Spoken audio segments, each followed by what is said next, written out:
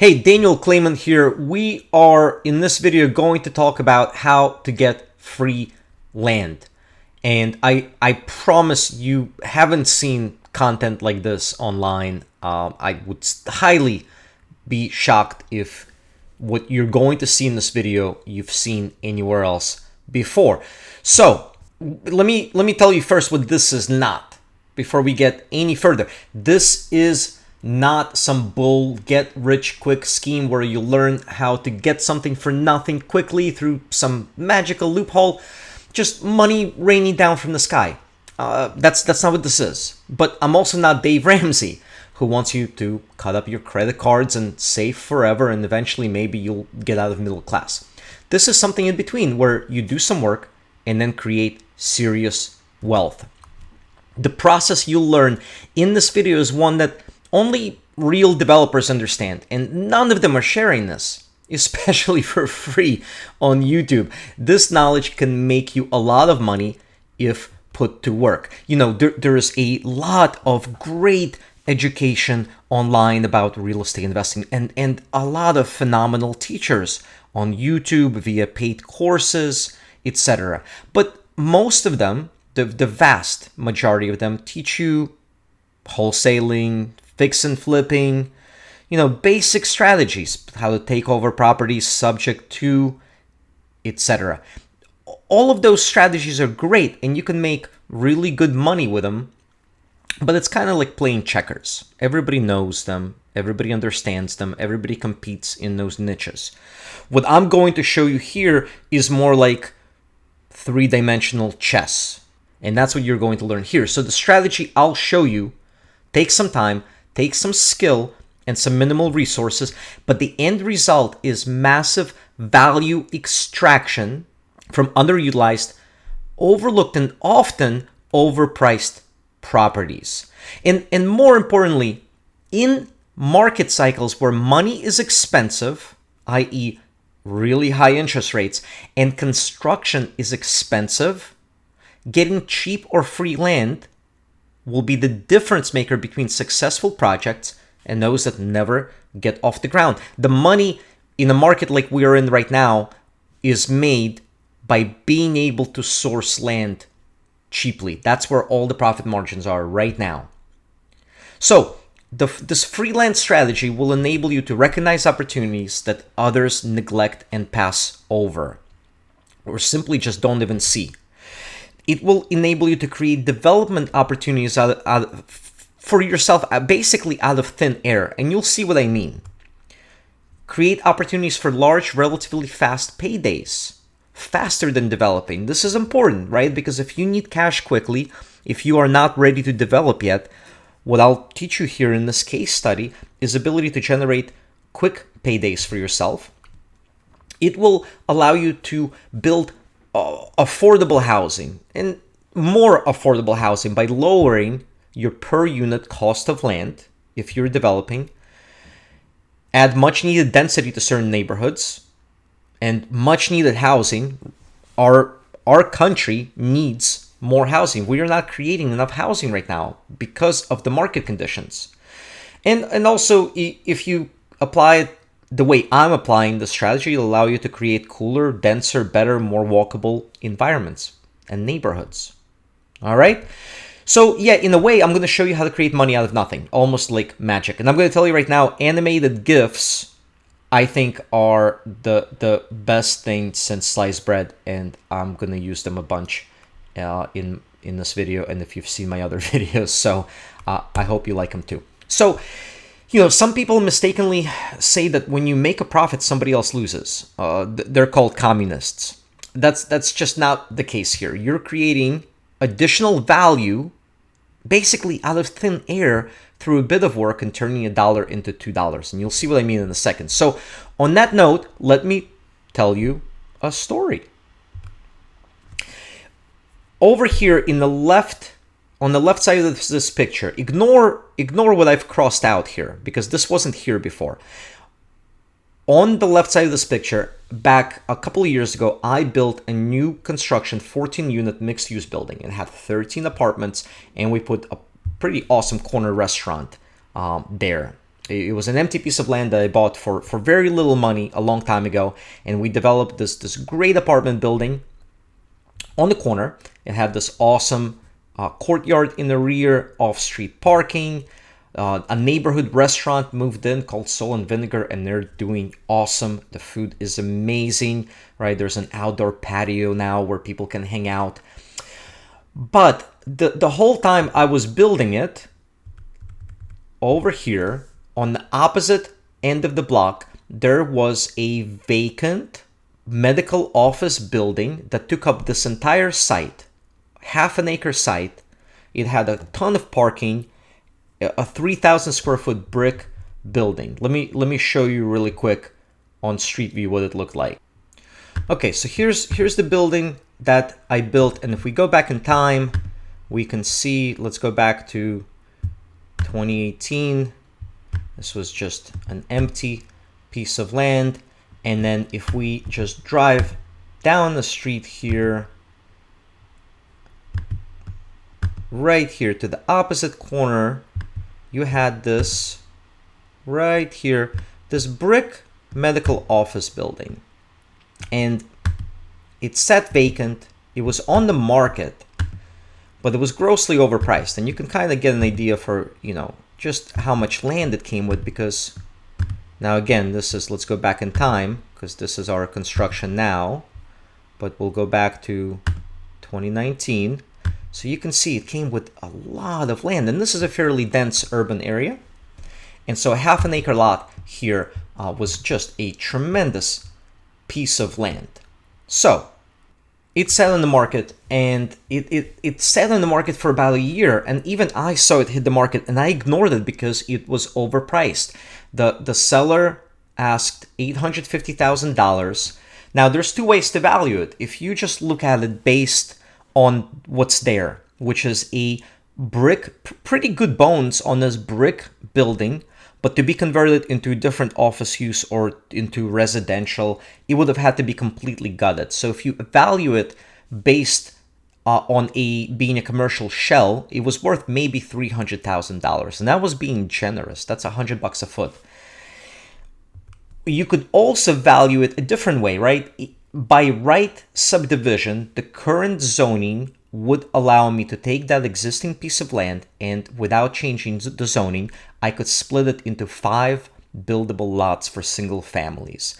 And optimistically, they'd be valued at about $90,000 each. Back then, it would have only been about 80, but let's be generous and say that the value of the land was $450,000.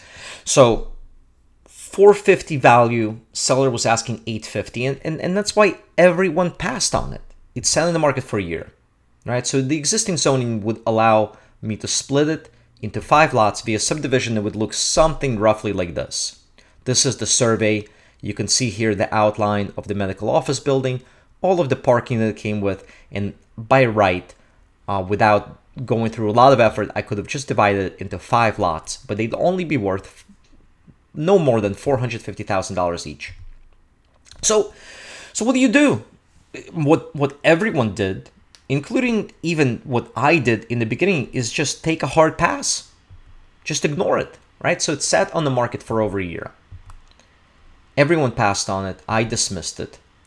But then I circled back to it as I was finishing my apartment project, and I remembered that the key to recognizing creating opportunities is to see what others aren't seeing. So I approached the agent that had the listing. I met with the agent and I said, look, the property is not worth $850. It's worth no more than $450. I can't give you what your seller, what your client is asking, but I can potentially give you a lot more than what it's worth. And so let's meet somewhere in the middle. But in order for me to give you more than what the property is worth, I need a long contract period in order to pursue a rezoning. So we signed the contract for $620,000. I got 90-day due diligence during which I could walk away for any reason. And I had a total contract time of 12 months to close. and it was contingent on, in my area, what's called a special use permit approval. Now, every county, the upzoning, rezoning vehicles methods are different and going to be called something different. But in my case, it was a special use permit. And so by right, again, this is what you could divide the land into: 5 pieces of land, 5 lots, 5 buildable lots. I proposed instead, and my contract was contingent on me being able to get a special use permit to break the lot into 12 lots. Ignore the one at the bottom here, but you've got 1, 2, 3, 4, 5, 6, and then 6 more going this way. So, a couple of notes on the contract. The contract should be explicitly contingent on the successful execution of whatever upzoning vehicle you're going to pursue. And you need to allow yourself enough timeline in the contract with some margin for things getting delayed. Ideally, your contract should also spell out an extension option. So I'm going to have 12 months to close with an option to extend the contract by another 6 months if there are delays outside of our control. So how do you sell this? How do you sell this to the seller? Well, you do what I did, which is, hey, the only way I can give you anything close to what you're asking is by having a longer contract. Your property is not worth what you're asking, but I can potentially extract more value from it, but I need time to do this. And we signed a standard MLS agreement, right? The feasibility period, this is what it looked like. This is directly from the contract. And then under additional provisions, we wrote this clause. This is what gives me a 12-month period to close. So when you're structuring these contracts, you don't need to complicate them, but they do need to be airtight and spell out what your closing is contingent on. But this is the exact clause in our contract, in our ratified contract. So let's go through the process, right? I signed this contract with the seller. Now what do we do? So you already have a survey. You've already ordered a survey or gotten a survey of the existing property from the seller. It must be a recent survey.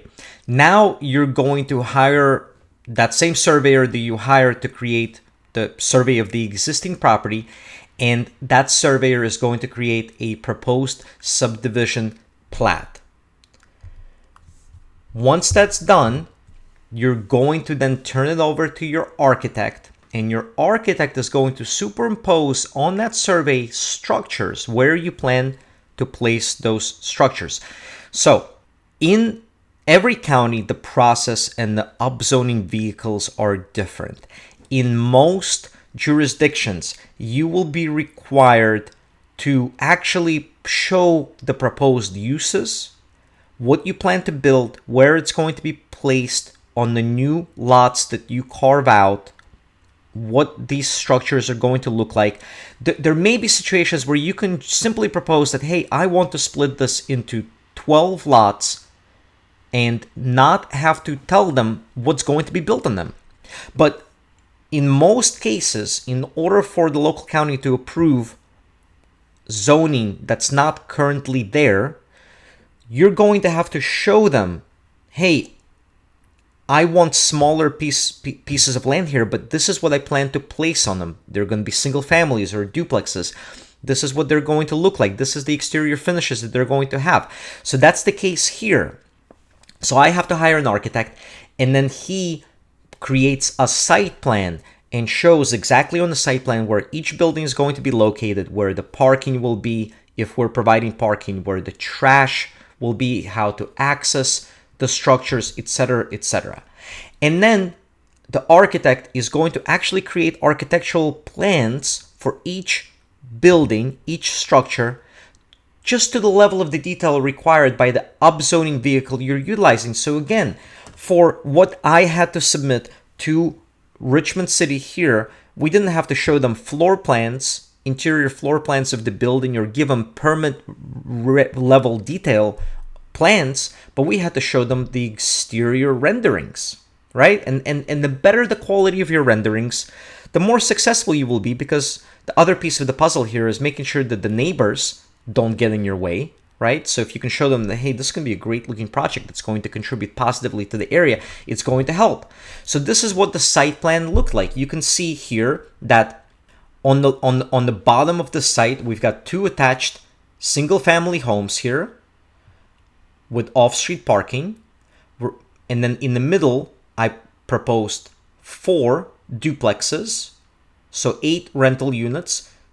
Duplex, they're attached from the outside. They're going to look like a quad, but they're on individual lots.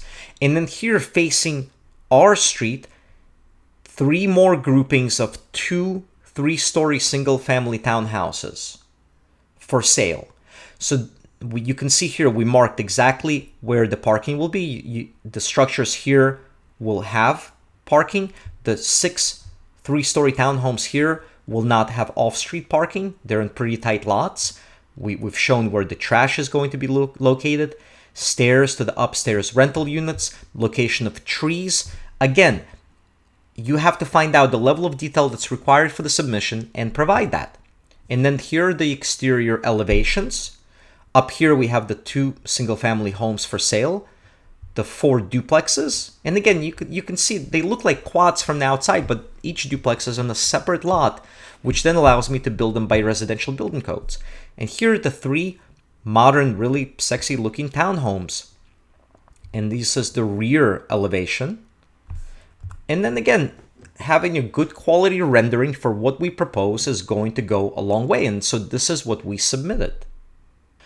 So once you have the site plan and architectural drawings required for the submission, you, or in my case, we hire a zoning consultant, or it can be land use attorney, will submit the application and then go through the back and forth with your county to get this approved.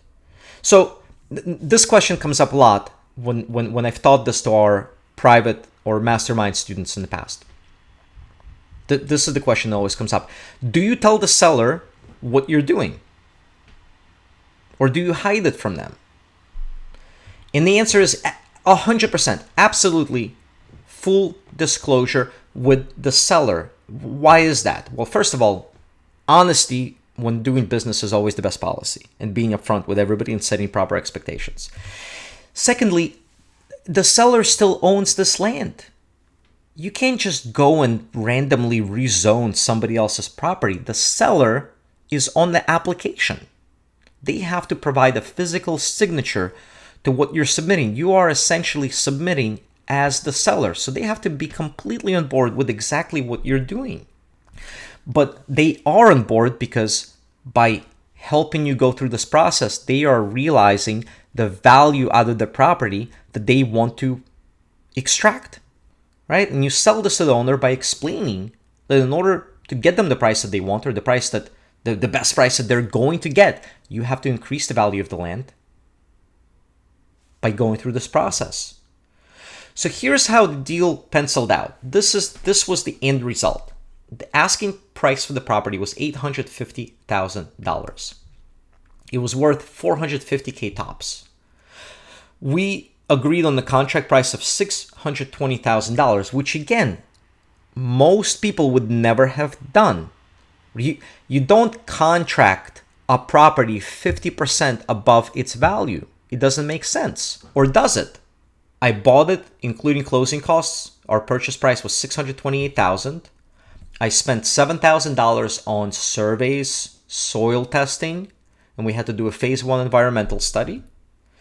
I had about $15,000 in architect fees. And then my zoning consultant and application fees came out to another $7,000. So my total cost here, including soft costs, was $657,000, which brought my cost per lot to $55,000. The market value of each lot was $90,000 when this got approved, which puts the value of the site at $1,080,000. So as soon as this rezoning, in my case it was called special use permit, got approved, I created instant equity / profit of $423,000. That's before I even closed on this property. right? So before I ever put a shovel in the ground, before I even closed, I created over $400,000 in instant wealth. This is the 3D chess component to this, okay? So let's recap, right? My total cost basis is 657 grand. Market value of the site is $1,080,000. Instant equity and profit of 423,000. So how do we monetize this? Because there are a lot of different ways that this can be monetized.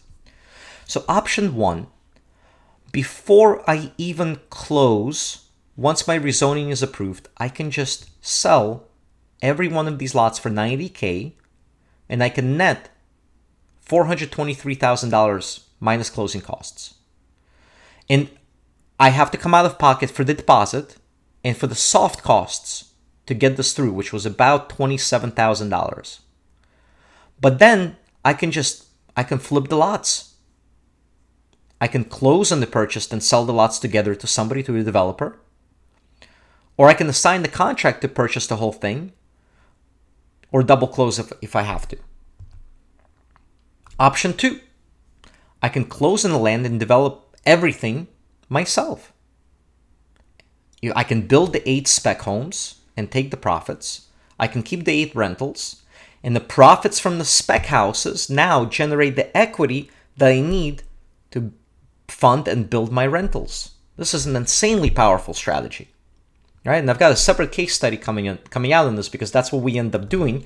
But option number 3 is you can sell the single family lots for $720,000. You can profit 63 grand, and now you own the 4 duplex lots for free. Free land. And now you can take those free lots, bring them as equity to a local bank, and they will fund most, if not all, of your construction on these duplexes. So now you've got duplexes that you own essentially with no money out of pocket. I want you to rewind the video and listen to this again if you missed it, because I'm putting you on some real game here. Nobody teaches you this stuff. You own the duplex lots for free.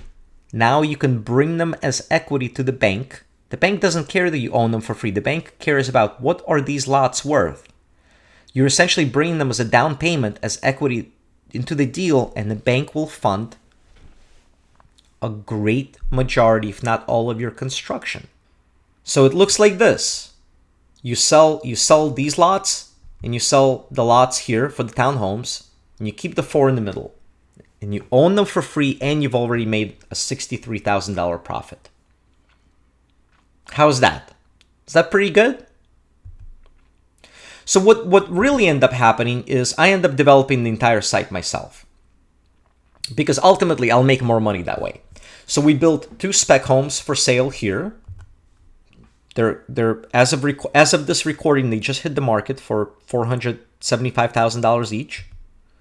Have beautiful finishes inside, ton of natural light. I have a partner who built this, and he did a phenomenal job. They're just gorgeous. Huge open floor plans downstairs. Each house is over 2,100 square feet, 3 bedrooms, 2.5 baths. Really beautiful finishes. Then we built 2 spec townhomes here on the corner. This is what they look like currently. And then they developed, and then phase 2, we'll build the 4 additional townhomes here and sell them. And then I went ahead and built the duplexes. This is 8 rental units that are fully leased as of right now, and are cash flowing phenomenally. And they turned out really, really nice. And I'm going to have a separate case study that I'll publish just on this deal specifically. So when I sell the spec homes, it's going to give me the same end result: free land for the duplexes and significant additional profits, right? Just like this. And if you can find a project where you can do both, for sale and for rent, and use the profits from the for sale to generate for rent equity, it's insanely powerful. So some key takeaways before I let you go. Learn your local market, learn your local zoning codes, It's extremely valuable knowledge. Learn to understand by right zoning. How to look at a piece of land or a property and understand what the current zoning allows to be done there and what it doesn't. Learn about various upzoning vehicles available to you in each county. It's going to differ everywhere you go. Some places will be open to development and creative thinking about zoning, and some places will not be. You should pick carefully where you do business. Learn to recognize opportunities that others do not. That's what this whole training is about. Learn to see what's not there. That's how you make money. Learn to extract value out of deals that others pass on. This will allow you to pay more to the seller and make what essentially is a dead deal work and create a win-win out of it, right? You're going to turn dead deals that everybody else passes on into new housing and significant profits. So, if you like this content, make sure you subscribe to the YouTube channel. I have a ton of additional real estate development training on our channel that goes really deep. Again, nobody's teaching this stuff. All of your favorite gurus, they're all wonderful, but almost none of them develop real estate. Leave me a comment here. Tell me what you think. Did you like it? Did you learn something? What was your biggest takeaway? I want engagement on these videos. Tell me what you thought. And then obviously share this. I would really appreciate it.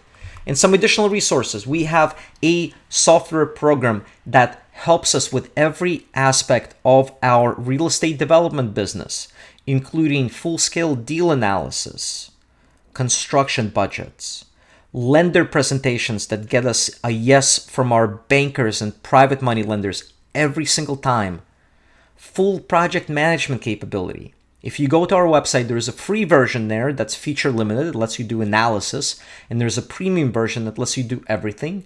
The software is also used by wholesalers, by house flippers, by rehabbers. There's a lot of functionality there that we work very hard to improve each and every single day, including owner and seller and property data, sales comps. We're about to release rental comps nationwide. So go and create an account. And then we have a group coaching program called the Rehab Valuator Inner Circle. We meet weekly. It doesn't just focus on development. It's meant to be a very well-rounded group coaching program on almost every single real estate topic you can think of that you need to be successful, from finding deals to finding money, creative financing, rehabbing, property management, asset protection, business building. Every week we do a live Zoom call, and then the full training library is available to you. And I did a couple of calls there recently specifically on how to understand by right zoning. And then I did a separate training on how to go in detail through the upzoning process. Very deep training.